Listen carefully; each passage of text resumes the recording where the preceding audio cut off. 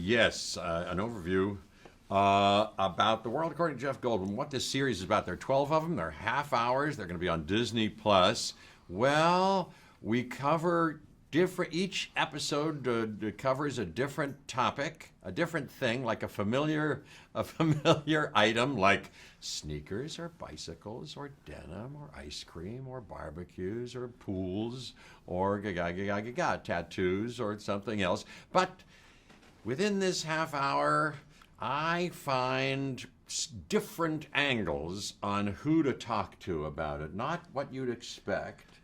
And then I have interesting, spontaneous, sometimes fun, and conversations with people that yield some surprising science and things that we may not know about. These ordinary things that in light of these conversations become possibly extraordinary. And there's science that we learn, like I say, and stuff that I learned. I don't pretend to know anything that I don't, but I take you through it and welcome you, and we go on this little journey together all over America. I wouldn't have been to some of these places if not for this show, so I'm the luckiest boy on the face of the earth. I don't know what the date is now, I got to check back on my calendar, but at some point a couple of years ago, I'll bet you could find out, I did 3 guest experimental hosting spots on Nat Geo Explorer. So I met those wonderful producers in that wonderful studio, and then by and by, after a time, they came back and said, we had such a good time with you. Why don't we do a show of some kind? And we started to talk. We didn't know at first what exactly it would be, but it kind of organically, through these very smart people and very lovely people, we talked about it and we had a notion. And then even once we started to shoot, it kind of, this is it. This is what we want to do, And that's how it happened. The different topics, what's involved is, I ate some ice cream, I'll tell you. As I told, I think, Ben and Jerry, whom I meet on the show, if you can believe it, I've sort of, because of my regime and my health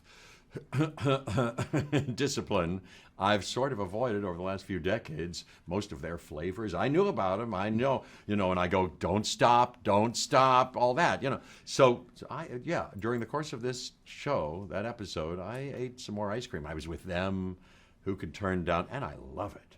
I mean, it's, not having it, not being, allowing myself to have it every day.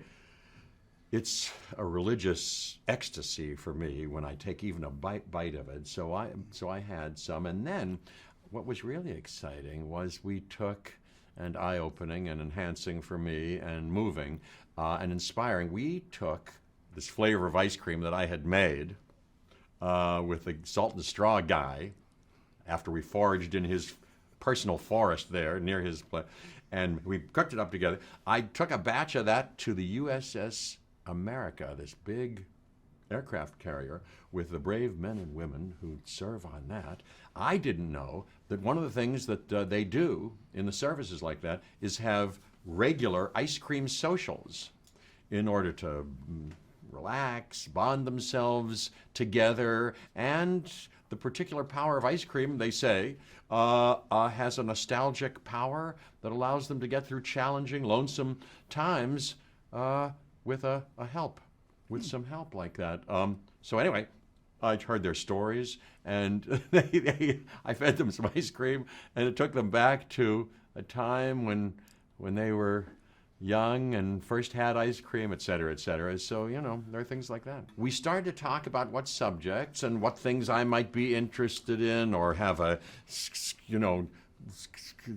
attraction to or a disinclination about, but that I'm interested, fascinated, want to learn more about, that kind of thing. And topics that may be of ordinary, familiarity to a lot of people, and then things that we could shed interesting, surprising light upon. Well, I had a hand in it. They gave me a little vote in some of these, and now I'm keeping my fingers crossed that we do more. I had such a blast on this. I am so proud, and this is no baloney. I'm so proud to be part of Disney Plus. They're, in my experience, in this last run up and all our collaborations so far, they've been so smart and talented and wonderful and kind and just a great company.